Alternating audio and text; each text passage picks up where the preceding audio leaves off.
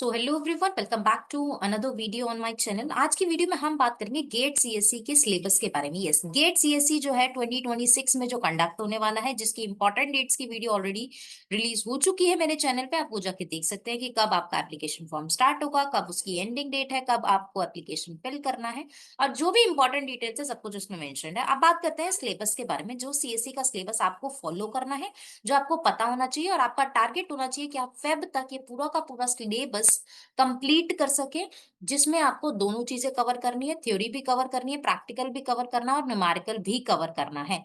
मेरे चैनल पे आपको सारे टाइप की वीडियोस मिल जाएंगी। अगर आप नीचे कमेंट करते हैं गेट, तो I will get to know कि आप लोगों में से कितने लोग हैं जो गेट के लिए प्रिपेयर कर रहे हैं और फ्री रिसोर्सेज के साथ पढ़ना चाहते हैं। तो नीचे कमेंट कर देना।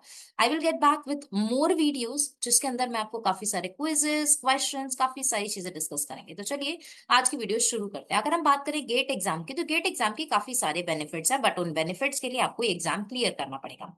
ये एग्जाम कंडक्ट होता है दो सेक्शंस में, मतलब कि आपका एक एग्जाम होता है जिसमें आपको दो सेक्शंस मिलेंगे। सबसे पहला होता है जनरल एप्टीट्यूड का, दूसरा आपके डोमेन से रिलेटेड। चाहे आप सी एस ई के साथ भर रहे हैं, चाहे आप जो है सी ईसी वाले हैं, जो किसी भी डिपार्टमेंट से हैं, आपका एग्जाम इसी फॉर्मेट में होने वाला है। सबसे पहले आपका जीए रहेगा, उसके बाद आपका डोमेन से रिलेटेड रहेगा। अब जीए और दोनों के बारे में हम इन डेप्थ बात करेंगे। जीए मतलब जनरल एप्टीट्यूड से रिलेटेड सारे क्वेश्चंस जो आपको पढ़ने चाहिए इस एग्जाम के लिए।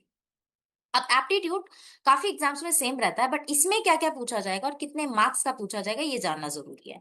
तो इसमें जनरल एप्टीट्यूड आपका रहेगा टोटल 15 मार्क्स का। जितने भी क्वेश्चंस आपसे पूछे जाएंगे वो 15 मार्क्स के होंगे। अब कैसे टाइप के क्वेश्चन पूछे जाएंगे? सबसे पहले क्वेश्चन होगा आपका वर्बल एप्टीट्यूड का, मतलब जिसमें आपसे इंग्लिश ग्रामर की कुछ चीजें पूछी जाएंगी। Tenses, article, adjective, preposition, conjunction, ये सारे टॉपिक्स आपको कवर करने हैं। बेसिक वोकैबुलरी में से भी आपको वर्ड का मीनिंग पता होना चाहिए उस पर्टिकुलर कॉन्टेक्स्ट से रिलेटेड। कॉमन जो ईडियम एंड फ्रेजेस होते हैं वो, और रीडिंग एंड कॉम्प्रिहेंसिव से रिलेशन भी एक क्वेश्चन आ सकता है, और नैरेटिव सीक्वेंसिंग। ये कुछ वर्बल एप्टीट्यूड के टॉपिक्स हैं जो मैंने मेंशन करे हैं आप लोगों के लिए। आपको ये सारे के सारे टॉपिक्स प्रिपेयर करने हैं और अच्छे से प्रिपेयर करने हैं। काफी सारी वेबसाइट्स हैं जो फ्री में आपको रिसोर्सेज देती है। नेक्स्ट वीडियो में आपके लिए रिसोर्सेज की लेके आऊंगी, जहां पर मैं आपको सारे के सारे फ्री रिसोर्सेज और पेड रिसोर्सेज के बारे में बताऊंगी, जो आपको फुल्ली ट्रस्ट के साथ जाना चाहिए, जिनके साथ।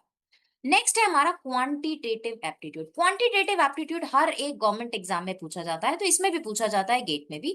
डेटा इंटरप्रिटेशन मतलब बार ग्राफ को रीड करना, पाई चार्ट को रीड करना, अदर डेटा जो ग्राफ्स होते हैं उनको रीड करना, 2D 3D प्लॉट्स के बारे में, मैप्स और टेबल्स के बारे में। तो डेटा इंटरप्रिटेशन काफी ज्यादा इंपॉर्टेंट होता है। हर एक सीएससी डिपार्टमेंट के बच्चे से ये एक्सपेक्ट किया जाता है कि आपको ये आए। एप्टीट्यूड बेसिकली जनरल नॉलेज होती है, तो एवरीवन शुड हैव दैट। उसके बाद न्यूमेरिकल कंप्यूटेशन एंड एस्टिमेशन की बात करें, तो रेशियो और परसेंटेज के क्वेश्चन काफी ज्यादा मात्रा में पूछे जाते हैं। Powers and exponent, exponent and log formulas, permutation and combination and series, ये टॉपिक्स आपको कवर करने हैं। उसके साथ साथ आपको मेंसुरेशन एंड देन ज्योमेट्री वाले क्वेश्चन भी कवर करने हैं। स्टैटिस्टिक्स एंड प्रोबेबिलिटी को हम नहीं भूल सकते हैं, क्योंकि डेटा में इन दोनों का काम जरूर होता है।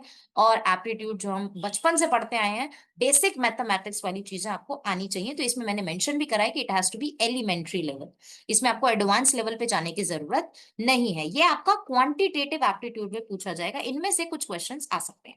उसके बाद अगर हम बात करें एनालिटिकल एप्टीट्यूड की, तो इसमें एनालॉगी, न्यूमेरिकल रिलेशन जैसे क्वेश्चन, रीजनिंग के क्वेश्चन, डिडक्शन एंड इंडक्शन के क्वेश्चन, ये कुछ चार टॉपिक हैं जो आपको कवर करने चाहिए। काफी सारी फ्री वीडियोस ऑलरेडी यूट्यूब पे अवेलेबल है। अगर आप नीचे गेट कमेंट करेंगे, आई विल गेट अ रिसोर्स, जिसमें मैं आपको एक डॉक्स फाइल में सब कुछ मेंशन करके दूंगी, कौन सी वीडियो आपको देखनी चाहिए, कौन सी नहीं देखनी चाहिए, कैसे आप इस एग्जाम को क्रैक कर सकते हैं।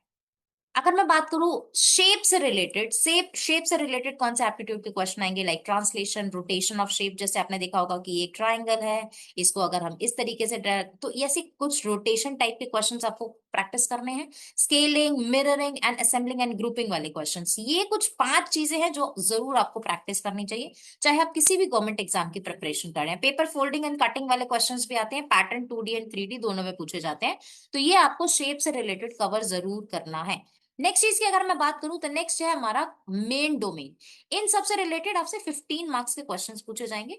जिनका इंटरेस्ट है जनरल एप्टीट्यूड में, जिनको लगता है कि ये करना चाहिए, मैं आपको जनरली रिकमेंड करूंगी कि आपको कुछ क्वेश्चन तो जनरल एप्टीट्यूड के जरूर जरूर अटेम्प्ट करने चाहिए। अब मैं बात करती हूँ मेन डोमेन की, मतलब कि computer science and information technology का, मतलब सीएस और आईटी का अगर आप गेट अटेम्प्ट कर रहे हैं तो उसमें आपको 85 मार्क्स के क्वेश्चंस पूछे जाएंगे। अब इस 85 मार्क्स के मतलब 15 मार्क्स का आपका मेन वो हो गया और 85 का ही हो गया, 100 मार्क्स का टोटल आपका एग्जाम, राइट। अब 85 मार्क्स में आपसे क्या क्या चीजें पूछी जाएंगी, क्या क्या चीजों पे आपको फोकस करना है। अब फोकस की अगर हम बात करें तो सबसे पहले बात आती है मैथमेटिक्स की। मैथ्स को हम कभी भी नहीं भूल सकते, एप्टीट्यूड हो चाहे वो डोमेन नॉलेज हो, आपका इंजीनियरिंग मैथमेटिक्स जरूर आएगा। अब इंजीनियरिंग मैथमेटिक्स में आपको पढ़ना क्या क्या है, आपको पढ़ना है जो फर्स्ट ऑर्डर लॉजिक वाले क्वेश्चंस होते हैं, आपको set relation function partial order इस वाले क्वेश्चन पढ़ने हैं, मोनॉइड्स और ग्रुप्स वाले क्वेश्चन पढ़ने हैं, ग्राफ्स की अगर हम बात करें तो connectivity and matching and colouring के क्वेश्चन पढ़ने हैं। उसके बाद ये कुछ टॉपिक जो मैंने मेंशन करे इसकी पूरी पीडीएफ आपको नीचे मिल जाएगी, बट आपको एक एक टॉपिक को पहले कवर करना है, पहले आपको उसको समझना है, उससे रिलेटेड काफी सारे क्वेश्चन बनाने हैं। अगर आप कोई बुक ढूंढ रहे हैं गेट के लिए तो भी आप नीचे कॉमेंट कर देना, मेरे पास ऑलरेडी एक बुक है, मैं उसका भी गिव अवे करूंगी, बट उससे पहले आपको नीचे कमेंट करना है GATE and I will get that particular resource for you. उसके बाद बात करें लीनियर अलजेब्रा की, तो matrix, determinant, system of linear equation और कुछ ऐसे क्वेश्चंस जो आपने, कुछ ऐसे मैथमेटिक्स के कॉन्सेप्ट जो आपने ऑलरेडी अपनी इंजीनियरिंग के टाइम पे पढ़े हैं। जितना भी कुछ आपने बीटेक में पढ़ा है वो सारी की सारी बुक्स आपको उठा लेनी है, उन्हीं बुक्स को आपको दोबारा से रिवाइज करना है। आपको याद होगा आपने फर्स्ट ईयर में मैथमेटिक्स अटेम्प्ट करी है, पार्ट वन और पार्ट टू, मतलब सेमेस्टर वन और सेमेस्टर टू में वो जनरली रहती है। तो ये सारे के सारे टॉपिक्स वहीं से हैं, इसमें कुछ भी नया नहीं है, सब कुछ उसी बुक से है। कैलकुलस के question, limit, continuity, differentiability, maxima, minimum, mean value theorem, integration, ये सब कुछ आएगा, कैलकुलस आएगा, अलजेब्रा आएगा, प्रोबेबिलिटी स्टैटिस्टिक्स आएगा। जो ऊपर वाला एलिमेंट्री लेवल का था वो एप्टीट्यूड के लिए था, बट अभी के लिए आपको मीन, मीडियन, डिवीजन सब कुछ आपको आना चाहिए, कंडीशनल प्रोबेबिलिटी आनी चाहिए, थ्योरम्स आनी चाहिए, यूनिफॉर्म कैसा, डेटा का डिस्ट्रीब्यूशन कैसा होता है, normal, uniform, exponential, poisson, and कैसे आप डिस्ट्रीब्यूशन अप्लाई करते हैं, कैसे हम रैंडम वेरिएबल्स को फाइंड आउट करते हैं। तो जितना आपने इंजीनियरिंग में पढ़ा है वो सब कुछ आपको रिवाइज करना है। अगला जो आपका टॉपिक है वो है डिजिटल लॉजिक एंड डिजाइन का, जो कंप्यूटर साइंस में जरूर पढ़ाया जाता है, जैसे बुलियन अलजेब्रा, सीक्वेंशियल सर्किट्स कैसे क्रिएट करते हैं, मिनिमाइजेशन किसी नंबर का, किसी इक्वेशन का, नंबर रिप्रेजेंटेशन जैसे ऑक्टल, हेक्सागन वगैरह नंबर होते हैं। उसके बाद computer arithmetic like fixed and floating point, दोनों से रिलेटेड आपको प्रैक्टिस करने हैं। मेन है पहले तो आपको कॉन्सेप्ट की नॉलेज होनी चाहिए, दूसरा आप जितने ज्यादा क्वेश्चन अटेम्प्ट करेंगे उतना अच्छे से आप पेपर को अटेम्प्ट कर पाएंगे। नेक्स्ट हमारा जो टॉपिक है वो है कंप्यूटर ऑर्गेनाइजेशन एंड आर्किटेक्चर का, जिसमें आपको मशीन इंस्ट्रक्शन के बारे में, एड्रेसिंग मोड्स के बारे में, एएलयू क्या होता है, data path, control unit, instruction pipeline कैसे वर्क करती है, पाइपलाइन हैजार्ड्स, मेमोरी हायरार्की जैसे cache memory, main memory, secondary memory, ये कैसे वर्क करती है, कौन कौन सी होती है, किन किन की टाइप की होती है, IO interface, interrupt and DMA mode वगैरह सब कुछ आपको पढ़ना है कंप्यूटर आर्किटेक्चर से रिलेटेड। ये सारे अगेन मैं आपको मेंशन कर रही हूँ जो आपने कॉलेज में पढ़ा है, चाहे आपने प्राइवेट से किया है चाहे आपने गवर्नमेंट से किया, आपको वही बुक्स उठानी है।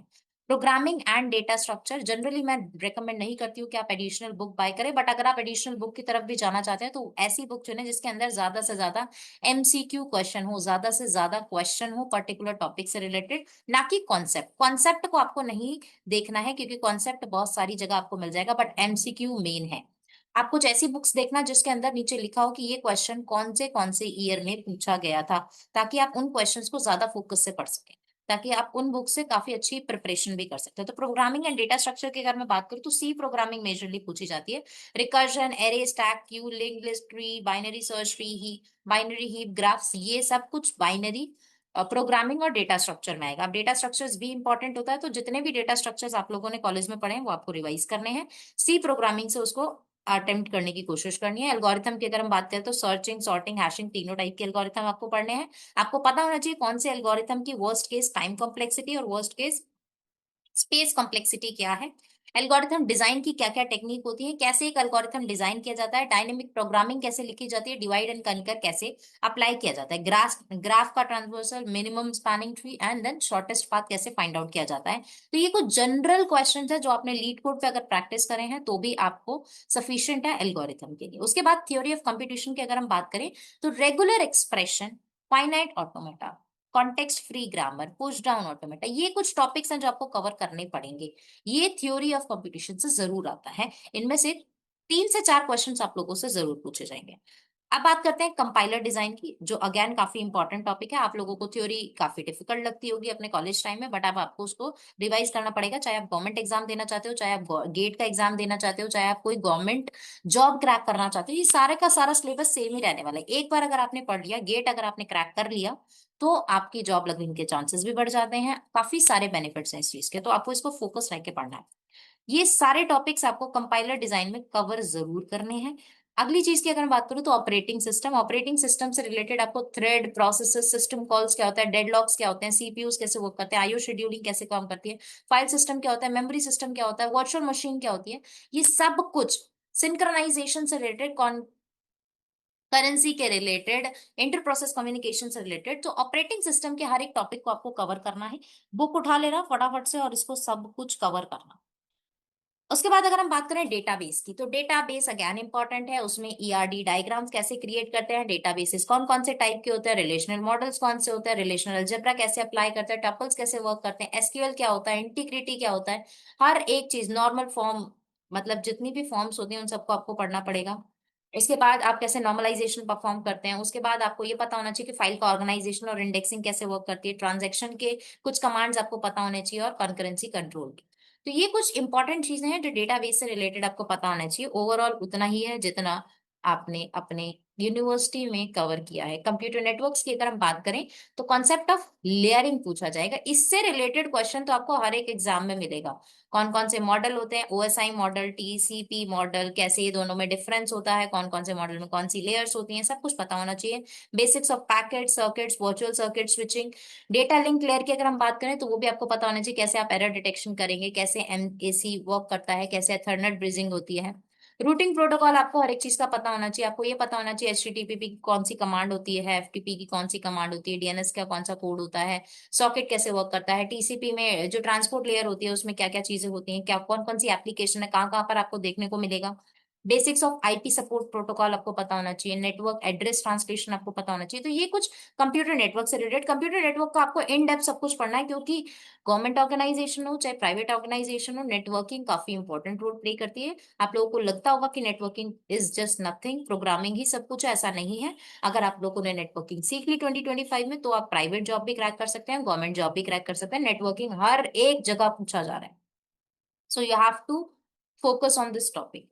ये कुछ जो मैंने टॉपिक्स मेंशन करे, इन सबको आपको प्रैक्टिस करना है। नेक्स्ट वीडियो में हम एमसीक्यूज वगैरह डिस्कस करेंगे, but before that do let me know in the chat कि आप लोग गेट के कौन से पर्टिकुलर टॉपिक पे हैं अभी, आप लोगों का टारगेट क्या है। उसके अकॉर्डिंग हम अपने प्रिपरेशन को आगे बूस्ट अप करेंगे। अगर आप नीचे कमेंट करते हैं, I will also create one WhatsApp group जहां पर आप एक पीयर टू पीयर लर्निंग भी कर सकते हैं। So that's a good opportunity for everyone. So मिलते हैं नेक्स्ट वीडियो में, तब तक के लिए stay tuned, happy learning and keep growing.